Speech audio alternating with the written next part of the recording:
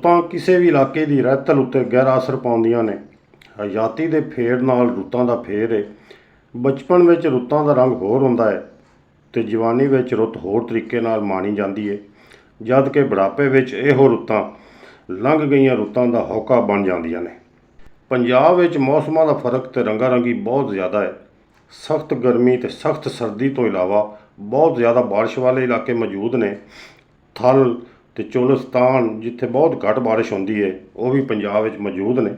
ਹਰ ਮੌਸਮ ਦੀ ਆਪਣੀ ਵੱਖਰੀ ਕੈਫੀਅਤ ਹੁੰਦੀ ਹੈ। ਪਿੰਡ ਦੇ ਲੋਕਾਂ ਨੂੰ ਮਹੀਨਾ ਚੜ੍ਹਨ ਦਾ ਗਿਆਨ ਹੁੰਦਾ ਹੈ। ਸਾਵਣ ਦਾ ਮਹੀਨਾ ਚੜ੍ਹਨ ਵਾਲਾ ਹੈ। ਬਜ਼ੁਰਗ ਕਹਿੰਦੇ ਨੇ ਇਸ ਮਹੀਨੇ ਵਿੱਚ ਸੁੱਕੀ ਲੱਕੜੀ ਵੀ ਗੱਡ ਦਿੱਤੀ ਜਾਵੇ ਤਾਂ ਉਹ ਹਰੀ ਹੋ ਜਾਂਦੀ ਹੈ। ਸਾਵਣ ਦਾ ਮਹੀਨਾ ਇਨਸਾਨੀ ਤਬੀਅਤ 'ਤੇ ਵੀ ਅਸਰਅੰਦਾਜ਼ ਹੁੰਦਾ ਹੈ।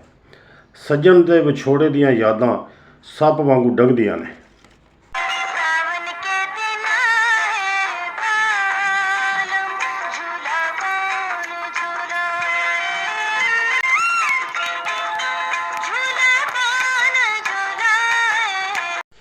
ਹੀਰ ਵਾਰਿਸ ਸ਼ਾਹ ਅੰਦਰ ਸਾਵਣ ਦੇ ਮਹੀਨੇ ਵਿੱਚ ਹੀਰ ਦਾ ਵਿਛੋੜੇ ਵਿੱਚ ਤੜਫਣ ਅਤੇ ਰਾਂਝੇ ਨੂੰ ਮਿਲਣ ਦੀ ਤਾਂਘ ਨਜ਼ਰ ਆਉਂਦੀ ਹੈ।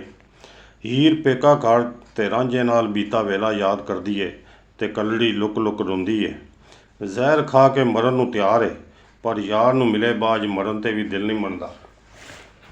ਚੜ੍ਹਿਆ ਸਾਵਣ ਮਾਹ ਹੈ ਅਜ਼ਾਬ ਵਾਲਾ, ਜਦੋਂ ਮਾਪਿਆਂ ਨੇ ਡੋਲੀ ਪਾਈਆਂ ਮੈਂ। ਰੋ ਰੋ ਬਤੇਰੇ ਜ਼ੋਰ ਕੀਤੇ, ਕਾਜ਼ੀ ਖੇੜਿਆਂ ਬਨ ਦਿਵਾਈਆਂ ਮੈਂ। ਮੇਰਾ ਵੱਸ ਨਾ ਚੱਲਦਾ ਇੱਕ ਰੱਤੀ, ਰਾਂਝੇ ਯਾਰ ਤੋਂ ਜੁਦਾ ਹੋ ਆਈਆਂ ਮੈਂ।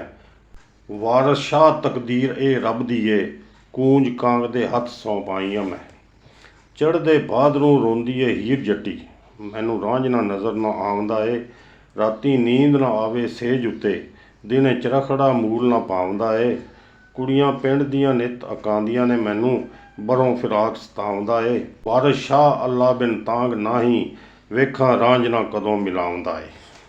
ਸੌਣ ਦੇ ਮਹੀਨੇ ਦਾ ਖਿਆਲ ਕਰ ਸਜਣਾ, ਵਕਤ ਰਹਿ ਕੇ ਜੀਣਾ ਨਾ ਮੁਹਾਲ ਕਰ ਸਜਣਾ। ਸਾਵਣ ਚੜ੍ਹੇ ਬੱਦਲ, ਸਿਰ ਆਹੂੰ ਨਦੀਆਂ ਨੀਰ ਉਛਾਲੇ।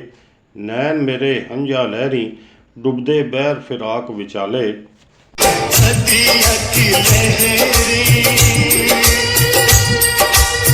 पेड़ों के साए